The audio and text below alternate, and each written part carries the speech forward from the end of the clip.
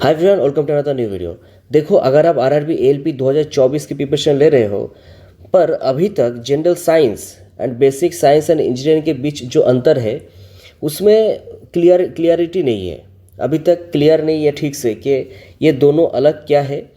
General science के लिए क्या क्या पढ़ना पड़ेगा, बेसिक साइंस के लिए एंड इंजीनियरिंग के लिए क्या क्या ऐड करना पड़ेगा या फिर क्या छोड़ना पड़ेगा। तो वीडियो कंटिन्यू कर सकते हो। उम्मीद है वीडियो कंप्लीट होने तक एक क्लियर आइडिया हो जाएगा। देखो, पहले आरआरबी एएलपी जो ऑफिशियल नोटिफिकेशन में लिखा है वो पहले देख लेते हैं।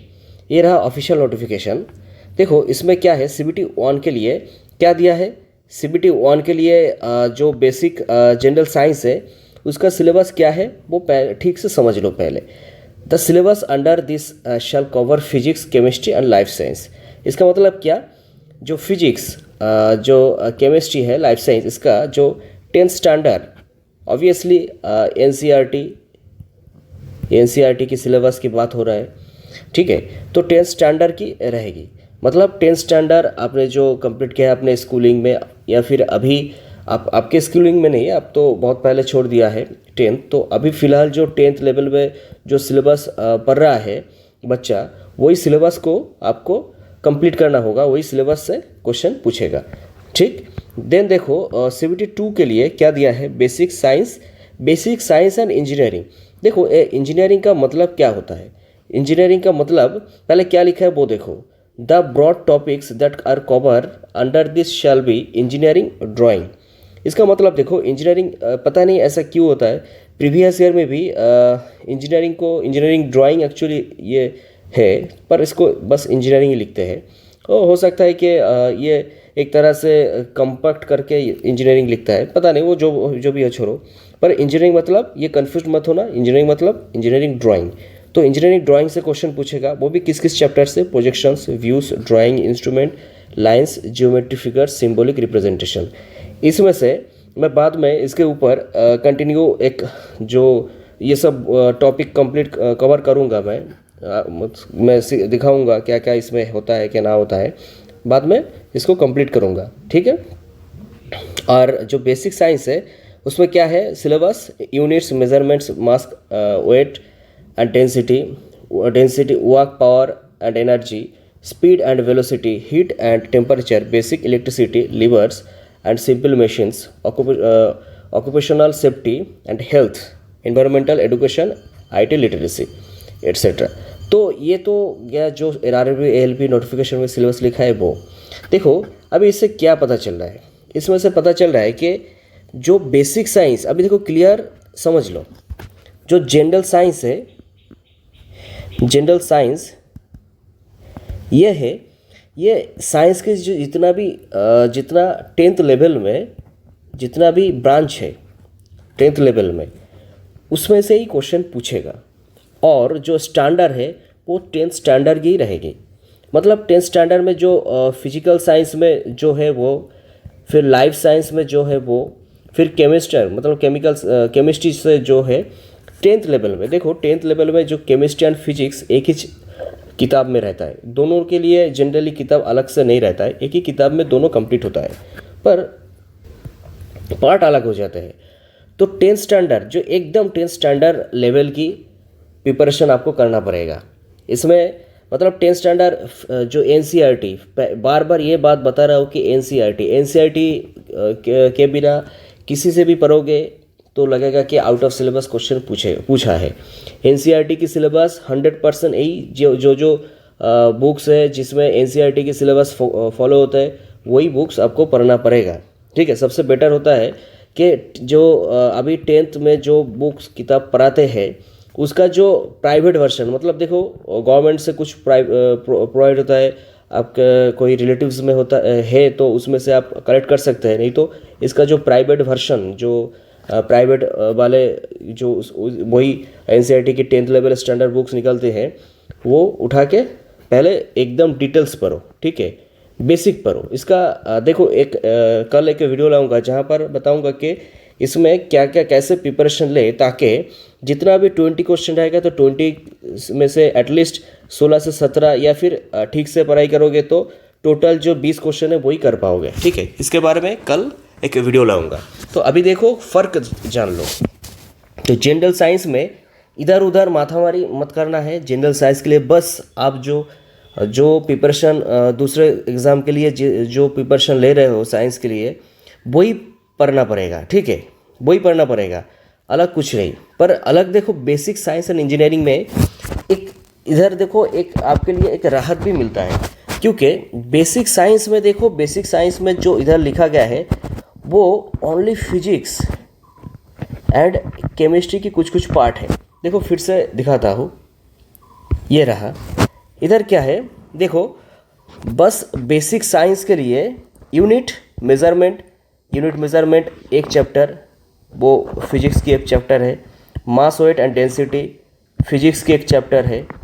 वर्क पावर एनर्जी फिजिक्स की एक चैप्टर है, ठीक है। Speed velocity physics, heat and temperature physics, basic electricity physics, lever simple machine physics, occupational safety देखो ये अलग है, ठीक। तो साइंस चैप्टर में से मतलब फिजिक्स में से मतलब बेसिक साइंस में आपको जो केमिस्ट्री है, लाइफ साइंस है, वो बिल्कुल भी नहीं पढ़ना है, ठीक है। आपको पढ़ना है क्या, फिजिक्स, बस फिजिक्स पढ़ना है। फिजिक्स में से भी जो जो चैप्टर इधर लिखा है, unit measurement, mass weight and density, work, ये जो चैप्टर लिखा है बस उसको ही फोकस करना है और कुछ नहीं। और देखो जब बात आती है कि आपका बेसिक साइंस जो CBT 2 में आएगा, तो उसमें देखो CBT जनरल साइंस में भी जो CBT 1 में, उसमें भी कुछ न्यूमेरिकल क्वेश्चन पूछेगा, ठीक है। एक दो न्यूमेरिकल क्वेश्चन तो 100% पूछेगा, वो भी किस में से, फिजिक्स में से।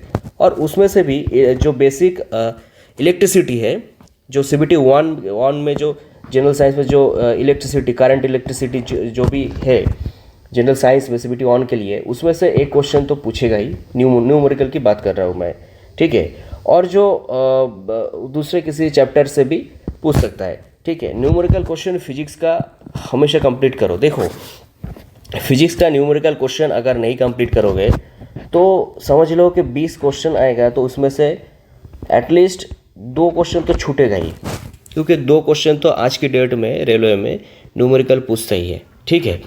और बेसिक साइंस में अगर तुम CBT 2 की बात करें, इसमें जाओगे तो 2 से 3 क्वेश्चन तो न्यूमेरिकल या फिर 4 क्वेश्चन तो न्यूमेरिकल आएगा ही। ये 100% गारंटी के साथ, दावा के साथ बोल सकता हूँ कि न्यूमेरिकल क्वेश्चन बेसिक साइंस में पूछेगा।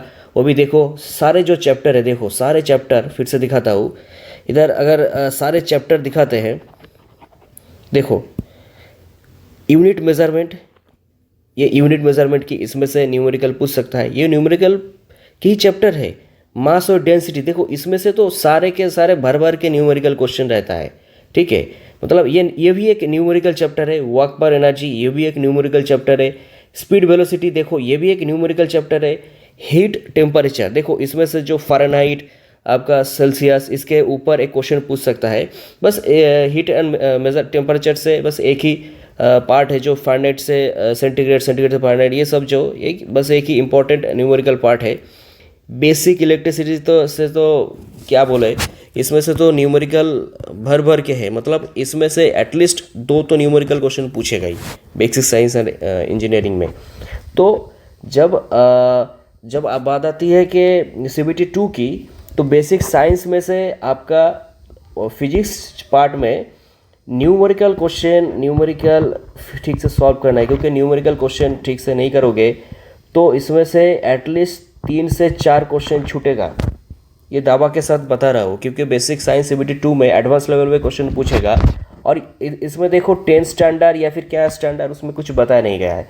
तो इसमें 10 स्टैंडर्ड मतलब 10th प्लस, मतलब 11-12 का जो बेसिक, एकदम बेसिक है, उसमें से क्वेश्चन पूछता है, ठीक।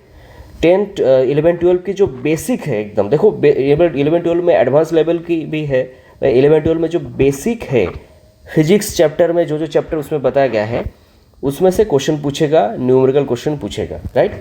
और इंजीनियरिंग ड्राइंग में देखो, इंजीनियरिंग ड्राइंग में एकदम हल्का फुल्का जो ITI लेवल में, एक ITI की बुक उठाओ, ITI के में से जो ITI में से जो, देखो इसके ऊपर नेक्स्ट एक वीडियो लाऊंगा जहाँ पर ठीक से बताऊंगा कि कैसे प्रिपरेशन लेना है, ठीक है, इसके ऊपर क्या कैसे कवर करना है। और इसका सिलेबस भी दिखाऊंगा। तो इंजीनियरिंग ड्राइंग में प्रोजेक्शन, ये जो 4-5 चैप्टर है, ये 4-5 चैप्टर से ही आपको बस करना है क्या, प्रैक्टिस करना है 4-5 चैप्टर से ही। तो आपको बिल्कुल घबराना नहीं, इसमें से ये सब हो जाएगा। ये बहुत इजी है, इंजीनियरिंग ड्राइंग चैप्टर बहुत इजी है, बेसिक लेवल से क्वेश्चन पूछता है। तो आई होप के general science and basic science and engineering के बीच जो फ़र्क है वो ठीक से समझ में आ गया। ठीक है, कोई कंफ्यूज नहीं होना है।